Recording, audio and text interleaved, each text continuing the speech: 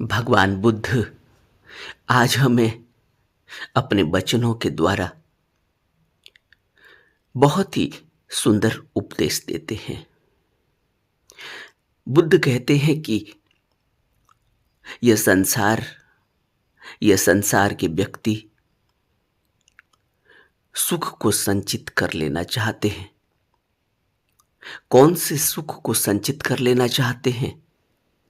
उस सुख को जो कि क्षणभंगुर होता है, जो कि होता है और होने तक विनष्ट जाता है।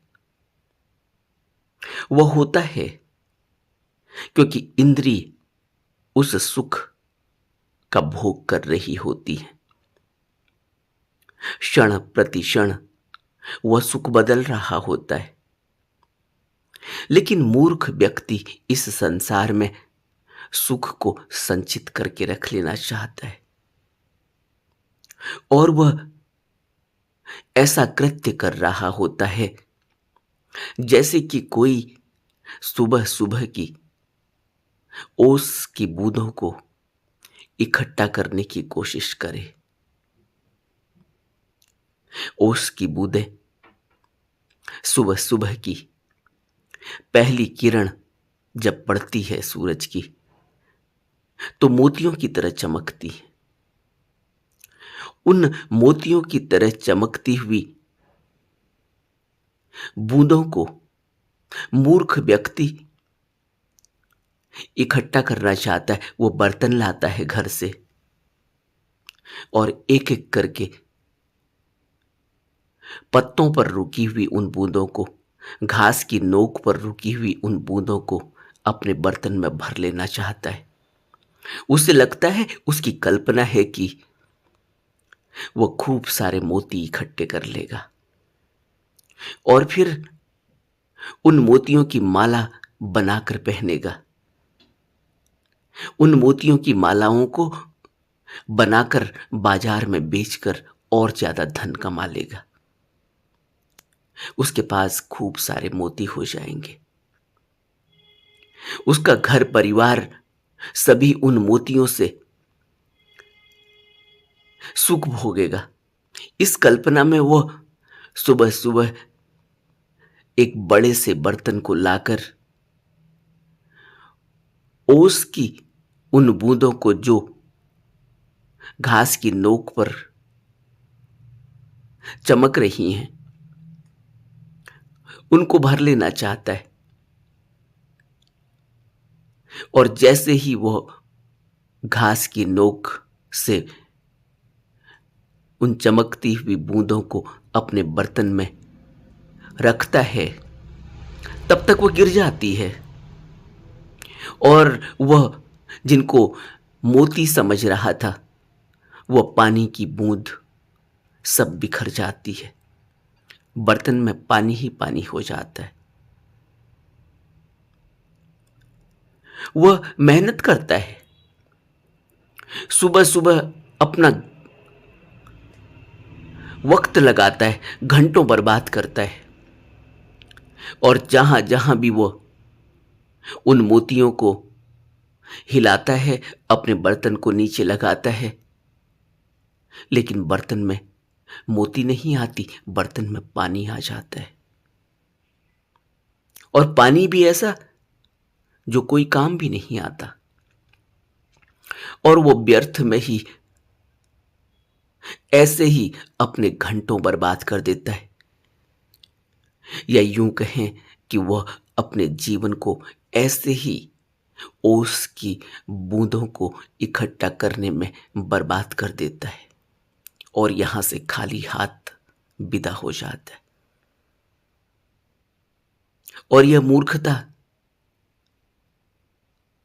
कोई और नहीं कर रहा है, हम स्वयं कर रहे होते हैं और इसकी खबर हमें लगती भी नहीं। हम फिर भी दंभ में, अहंकार में और अपने को इतना ऊंचा और इतना सच्चा और इतना ज्ञानी समझते हैं कि छाती चौड़ी कर कर चलते हैं। हमारी मूर्खता कौन देखता है?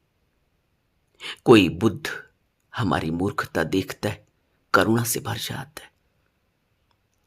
रोज सुबह बर्तन पकड़ के ओस की बूंदों को मोती समझकर हम इकट्ठा करते हैं। और यह रोज सुबह जानते हो क्या है? यह रोज सुबह है। रोज, हर पल, हर सांस। एक दिन बीत जाता है, 2 दिन बीत जाते हैं, ऐसे ही हम 80-80, 100-100 साल बिताकर यहां से चले जाते हैं। और मरते समय उस बर्तन की तरफ देखते हैं, तब दिखाई देता है पानी। पूरी जिंदगी उस बर्तन में पानी नहीं दिखाई देता हमें। पूरी जिंदगी हम उस बर्तन में यही मानकर बैठे हैं कि हमने बहुत मोतियां इकट्ठे की हैं, और इन मोतियों से हमने भोग किया, इनका उपयोग किया। इन मोतियों को अब हम छोड़कर जाते हैं। हमारे बच्चे, हमारी आने वाली पीढ़ी इसका आनंद लेगी। लेकिन मृत्यु के समय एक दूसरी ही आंख खुलती है। जैसे ही मौत आती है, जैसे ही सांस पलटती है, जैसे ही हिचकियां लगती हैं, उस समय वो बर्तन दिखाई देता है। और उस बर्तन की मोतियां नदारद होती हैं। वहां एक भी मोती नहीं होती, मोती थी ही नहीं। हम भ्रमवश उन ओस की क्षणभंगुर बूंदों को मोती समझकर अपने पूरी जिंदगी के बर्तन में इकट्ठा कर रहे थे। पूरी जिंदगी के साल वो बर्तन है, वहां वो मोती जिनको हम समझ रहे थे, वो क्षणभंगुरता के अलावा कुछ भी नहीं था। वहां कुछ भी नहीं था। मृत्यु के समय यह आंख खुलती है। जब वो बर्तन दिखाई देता है, वहां कोई मोती चमकती हुई दिखाई ही नहीं देती। तब आंख खुलती है कि पूरा जीवन ऐसे ही व्यर्थ में बीत गया। तो मैं क्या कर रहा था? मैं ओस की बूंदों को इकट्ठा कर रहा था, यह समझकर कि इससे मैं जीवन में सुख भोगूंगा, और इन बूंद ओस की बूंदों को, जिसको मैं मोती समझ रहा था, यह मेरे साथ ही चलेंगी। ये मुझे मौत से बचा लेंगी। ये मुझे नया जीवन दे देंगी। ये मुझे सुख, सुख, वह आनंद दे देंगी कि मैं तृप्त हो जाऊंगा। मृत्यु के समय वो आंख खुलती है जब अतृप्ति गहरी हो जाती है, जब अपनी अतृप्ति दिखाई देती है, जब अपनी व्यर्थता दिखाई देती है, जब अपने जीवन का सार दिखाई देता है, जिसमें कुछ भी नहीं था, कुछ भी नहीं किया, पूरा जीवन ऐसे ही व्यर्थ में बीत गया, कुछ भी हाथ नहीं लगा, एक भी मोती हाथ नहीं लगी, मोती थी ही नहीं। इसको बुद्ध कहते थे मिराज, कि यह भ्रम इतना गहरा हो जाता है। लेकिन मृत्यु का स्मरण, मृत्यु के समय खुली हुई वह आंख अगर पहले खुल जाए, कोई बुद्ध वचन कानों में पड़ जाए,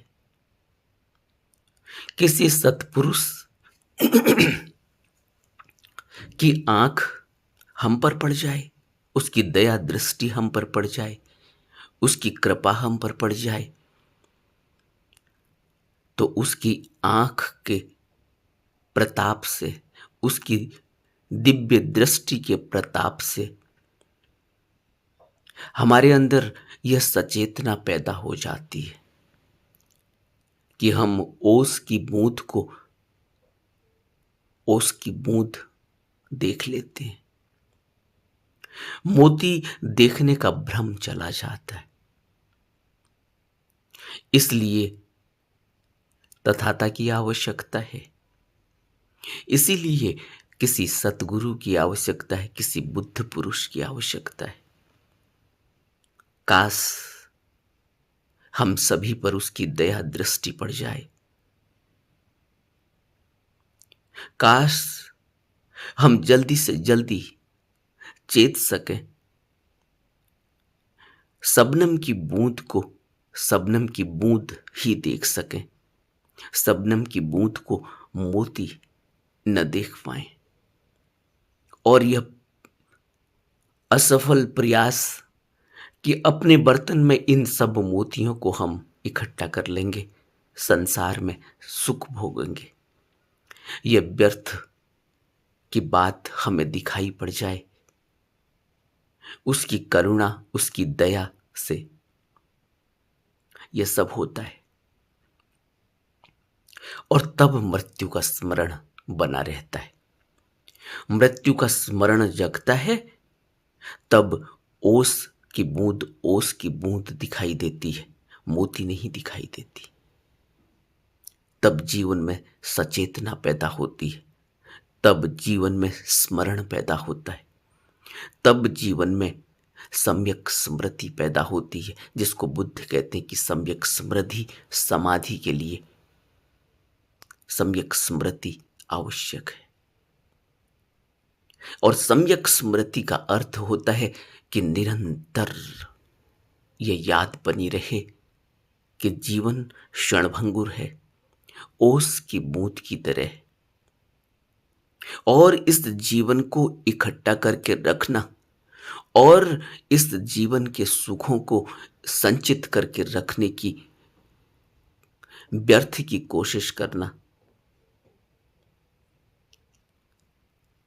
इस मूर्खता को हम समझ जाते हैं। और जिसको यह मूर्खता दिखाई पड़ गई, उसको ही सच्चा सुख मिलता है। कौन सा सुख? जिसको बुद्ध कहते हैं कि सच्चा सुख धन धान्य से नहीं खरीदा जा सकता, अभ्यास के माध्यम से इसे प्राप्त किया जा सकता है। बुद्ध धन धान्य से परिपूर्ण थे, युवराज थे, कोई कमी नहीं थी, नौकर चाकर थे, 56 भोग, और हीरे जवाहरात माणिक उनके गले में लदे रहते थे। उनके वह हीरे जवाहरातों से आच्छादित वस्त्र, स्वर्ण वस्त्र, वह स्वर्ण सिंहासन,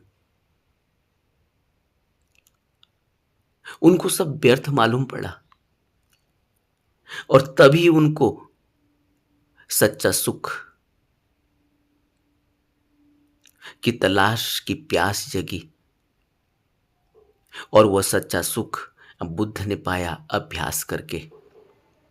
और फिर हमें जो ज्ञान दिया उसमें यही कहा कि सच्चा सुख किसी धन से नहीं खरीदा जा सकता, बिना धन के यह सुख मिलता है। और बुद्ध के पास कोई धन था भी नहीं, बुद्ध के पास तो भिक्षा पात्र था। बुद्ध के पास कुछ भी सुख को संचित करने की कोई जगह नहीं थी, सुख को संचित करने का कोई भंडार नहीं था, सुख को संचित करने का कोई बैंक नहीं था। सुख को संचित करने के लिए बुद्ध ने फिर कोई प्रयास नहीं किया, सुख को संचित किया ही नहीं जा सकता। और हम सांसारी लोग सुख को संचित करने की व्यर्थ की कोशिश करते हैं। बुद्ध ने हमें मार्ग दिखाया। क्या मार्ग दिखाया? कि अभ्यास करना होगा। और कौन सा अभ्यास करना होगा? ध्यान का ऐसा अभ्यास कि का समस्त कार्यों को करते हुए ध्यान का अभ्यास करना, ताकि हम चौबीसों घंटे एक स्मरण शक्ति को बनाकर रखें, उस स्मृति को बनाकर रखें जो हमें जीवन जीने का वह उपदेश देती है कि जीवन सच्चा तभी जिया जा सकता है जब उस जीवन की क्षणभंगुरता को समझा जाए, जब हमें उस सुख की क्षणभंगुरता का पता चले कि इस जीवन में किसी भी प्रकार का सुख, किसी भी प्रकार के सुख की तलाश, किसी भी प्रकार के सुख को संचित करने की व्यर्थ की ताकत और व्यर्थ की मेहनत जब हमें पता चल जाती है, तब हम असली सुख को प्राप्त करते हैं। और यह असली सुख हमें मिलता है ध्यान से, जब हम स्मृतिवान हो जाते हैं, जब हम प्रज्ञावान हो जाते हैं, जब हमारे अंदर वो प्रज्ञा विकसित हो जाती है, जब हमें व्यर्थ व्यर्थ दिखाई देता है, सार्थक सार्थक दिखाई देता है। और यह जीवन की सार्थकता क्या है? यह जीवन की सार्थकता है कि हम यह समझें, यह ज्ञान हमारे अंदर पैदा हो, यह सद्गुण हमारे अंदर पैदा हो, यह एकाग्रता हमारे अंदर पैदा हो कि हम दुख को दुख देख पाएं, सुख को सुख देख पाएं और दुख और सुख की असलियत हमें दिखाई दे। हमें क्या जरूरत है? हमें सद्गुणों की जरूरत है। आज हमारे सद्गुण क्या हैं? आज हमारी एकाग्रता क्या है? आज हमारा ज्ञान क्या है? आज हमारे सद्गुण सद्गुण क्या हैं? आज हमारे समस्त सद्गुण हमारे स्वार्थ पर निर्भर करते हैं। आज हमारे सद्गुण सब स्वार्थ विहीन नहीं है। आज हमारे सद्गुण हमारे स्वार्थ पर टिके हुए हैं।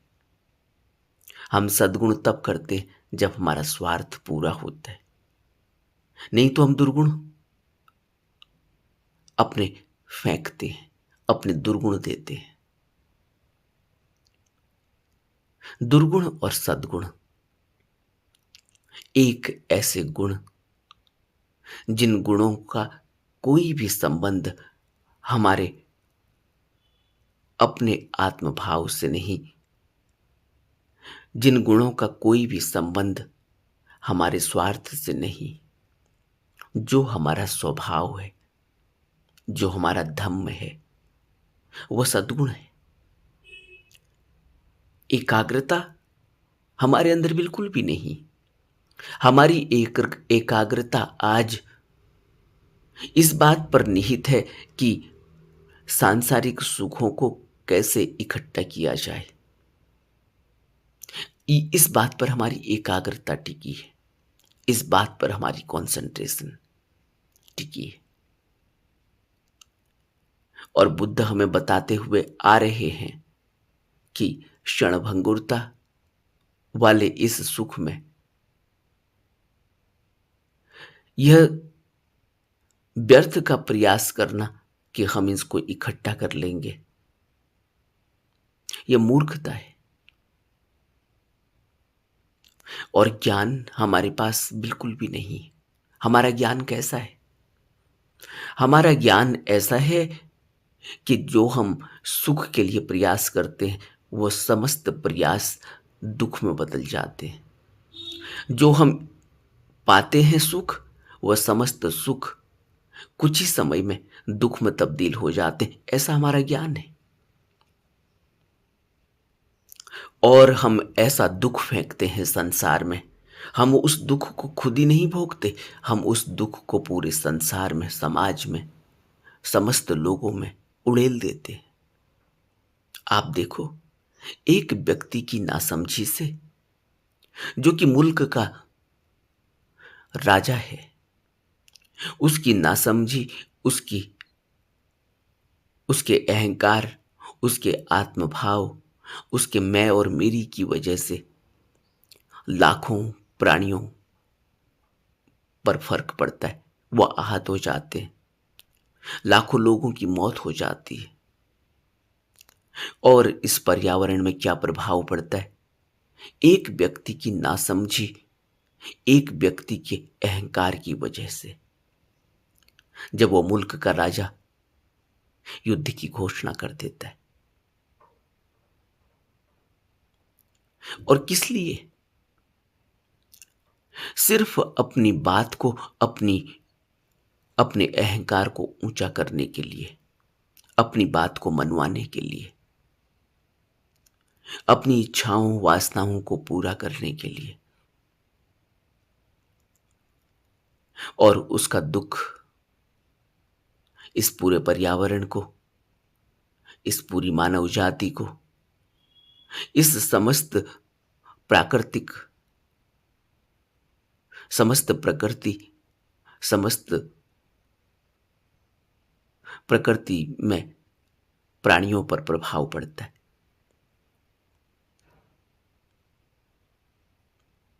यह मूर्खता करते हैं हम,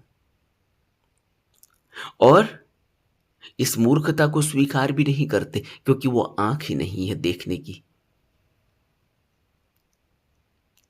इसलिए आज इस संसार में जो भी हमें दिखाई दे रहा है, जो भी सर्वनाश हमें दिखाई दे रहा है, उसके पीछे मनुष्य का अहंकार, मनुष्य की अज्ञानता।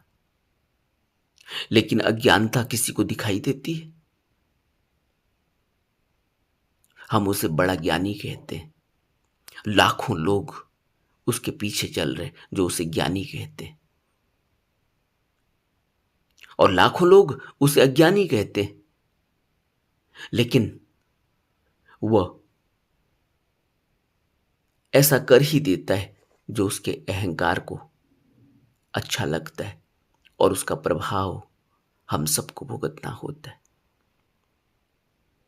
यह हमारा ज्ञान है,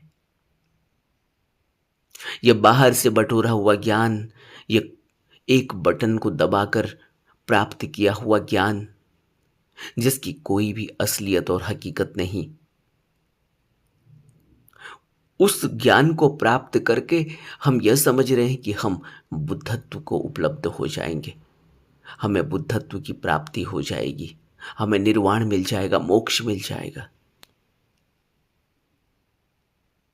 लेकिन बुद्धि से अज्ञानता और अविद्या ही कहते हैं। बुद्धि की नजरों में यह ज्ञान नहीं, जो दूसरे के दुख का कारण बन जाए, जो स्वयं अपना आत्मघात कर ले, यह ज्ञान नहीं है। और बुद्ध हमसे कहते हैं कि जब तक तुम्हारे अंदर ये 3 गुण पैदा नहीं होंगे, तुम्हारे अंदर सद्गुण पैदा नहीं हो, तुम्हारे अंदर एकाग्रता पैदा न हो, तुम्हारे अंदर ज्ञान पैदा न हो, तब तक विकास नहीं हो सकता जीवन का, तब तक उत्थान नहीं हो सकता। और उत्थान क्या है? उत्थान है उस मार्ग पर चलना जो हमें सच्चे ज्ञान की तरफ ले जाता है, जो हमें धम्म की तरफ ले जाता है, जो हमें सत्य की तरफ ले जाता है, जो हमें मुक्ति की तरफ ले जाता है, जो हमें इन सुखों और इन दुखों से ऊपर उठा देता है, जो हमें मौत नहीं देता, जो हमें अमृत पिला देता है, जो हमें अमृत चखा देता है, जो हमें अमृत बना देता है। अमृत का अर्थ है अमर हो जाना, जो हमें वह अमृत तत्व में विलीन कर देता है, उसको बुद्ध सच्चा ज्ञान कहते हैं। आज हमारी स्थिति ऐसी ही है। कैसी? कटोरा लेकर, अपने पूरे जीवन का कटोरा लेकर हम सुखों के उन ओश की बूंदों को अपने जीवन रूपी कटोरा में भर लेना चाहते हैं, जो कभी नहीं होगा, जो न कभी हुआ, जो न कभी होगा। और ये व्यर्थ की कोशिश हमें यहां बार बार जीवन और मृत्यु में डाल देती है। हम बार बार पैदा होते, फिर मर जाते, फिर पैदा हो जाते। हमारा जीवन नहीं बदलता। बुद्ध हमें इस जागृति की ओर ले जाना चाहते हैं। और बुद्ध हमसे कहते हैं कि जब ये तीनों गुण पैदा हो जाते, सद्गुण, एकाग्रता और ज्ञान, तब हम इस संसार से ऊपर उठते हैं। लेकिन यह संसार से ऊपर उठना किसी भी प्रकार का, संसार को छोड़ना या संसार से भागना या संसार से पलायन करना नहीं है। सोचो तो, एक उदाहरण से समझते हैं। जब तक हमारे अंदर यह दृढ़ विश्वास नहीं है, यह ताकत नहीं है, यह शक्ति नहीं है कि हम भटक सकते हैं, तब तक हम बुद्ध के बताए हुए नियमों और वचनों पर चलना चाहते हैं, उन शील का पालन करना चाहते हैं जो बुद्ध ने दिए। हम नशा नहीं करना चाहते, लेकिन अभी हम इतने दृढ़ संकल्पित नहीं हैं। अभी हमने नशे के परिणामों को अपने जीवन में आत्मसात नहीं किया। अभी हम उसको, उन नशे के परिणामों को सम्यक दृष्टि से नहीं देख पाए, सम्यक संकल्प नहीं पैदा कर पाए।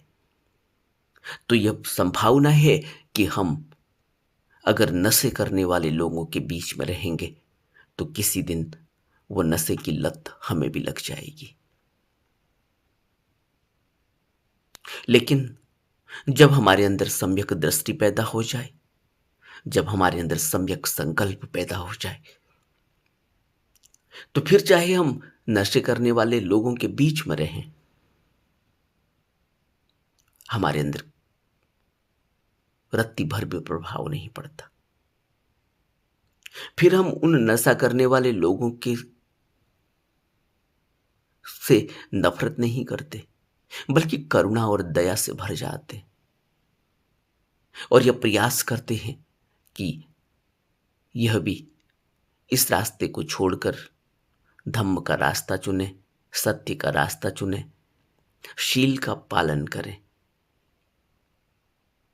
लेकिन यह कब हुआ कि हम उनके बीच में रहकर भी इन आदतों से मुक्त हो गए? जब हमारे अंदर ज्ञान पैदा हुआ, सम्यक दृष्टि पैदा हुई, सम्यक संकल्प पैदा हुआ कि यह व्यर्थ की चीज है। और इससे क्या होता है? इससे मनुष्य अपना आत्मघात कर लेता है। मौत के सिवाय कुछ नहीं मिलता और जीवन व्यर्थ में बीत जाता है और साथ में संस्कारों का बड़ा सा बोझा लेकर चला जाता है। फिर पैदा हो जाता है, फिर वही नशे की लत में डूबा हुआ रहता है और अनंत जन्मों का फेरा लग जाता है। और जब ज्ञान हो गया, जब ये पूरी तरह से सम्यक दृष्टि से देख लिया गया, परख लिया गया, जान लिया गया, वो ज्ञान पैदा हो गया, वो एकाग्रता पैदा हो गई, वो सद्गुण पैदा हो गए, तो फिर क्या हुआ? फिर कोई डरने की जरूरत थोड़ी है नशे से। फिर वो व्यर्थ हो गया।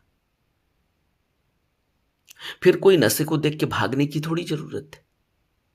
तो फिर कोई अगर हमसे यह कहे कि तुम पलायन कर रहे हो क्योंकि तुम नशे वाले को देखकर भाग रहे हो या नशा नहीं करते, कोई पलायन नहीं है। तो यह परिभाषा कि जिसने बुद्ध की राह चुनी वो पलायन कर गया संसार से, यह परिभाषा सही परिभाषा नहीं है। जिसने बुद्ध की राह चुनी उसी ने इस संसार के सुखों को जाना, उसी ने इस संसार की व्यर्थता को जाना, उसी ने इस क्षणभंगुर सुखों को जाना, उसी ने इन सुख और दुखों से ऊपर उठने के लिए जो मार्ग चुना है वो पलायन नहीं है, वो इस संसार में रहते हुए, संसार के बीच में रहते हुए उससे ऊपर उठ जाने का मार्ग है। तो यह व्यर्थ की बात, ये व्यर्थ का विचार कभी भी अपने अंदर मत आने देना कि बुद्ध की राह पर चलने वाला व्यक्ति संसार से पलायन कर जाता है। क्या जो नशा नहीं करता वह संसार से पलायन कर जाता है? नशे रूपी संसार से क्या यह पलायन है?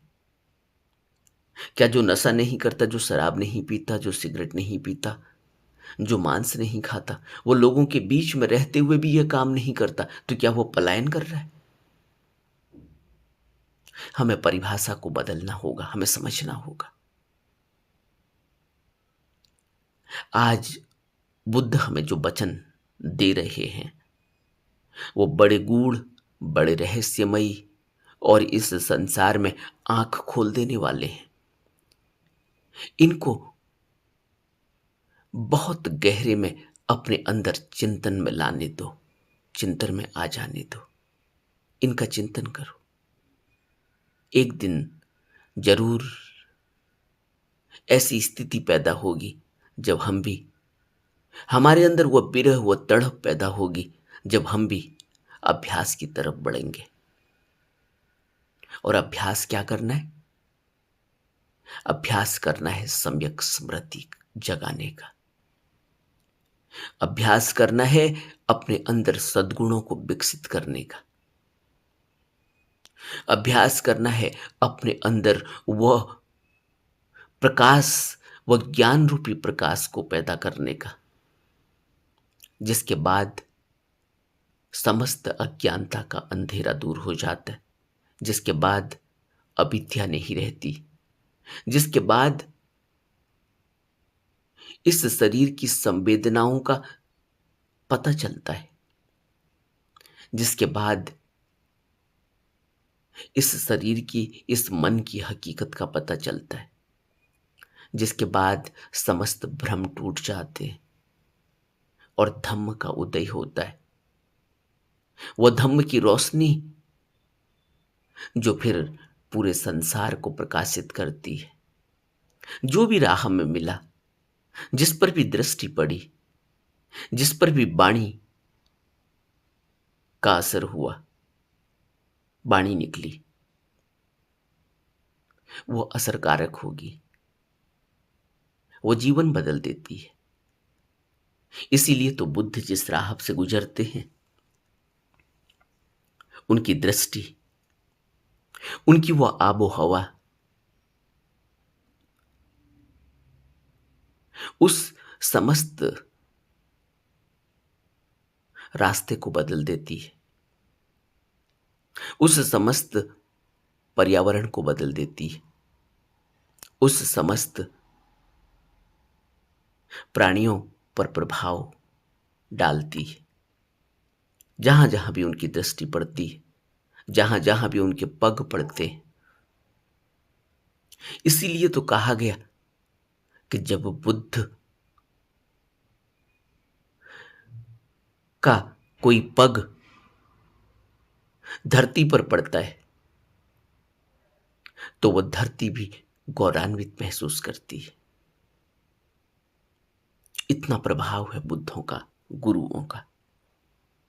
जहां भी उनकी दृष्टि पड़ी, जहां भी उनके चिन्ह पड़े, जहां भी उनकी छाप पड़ी,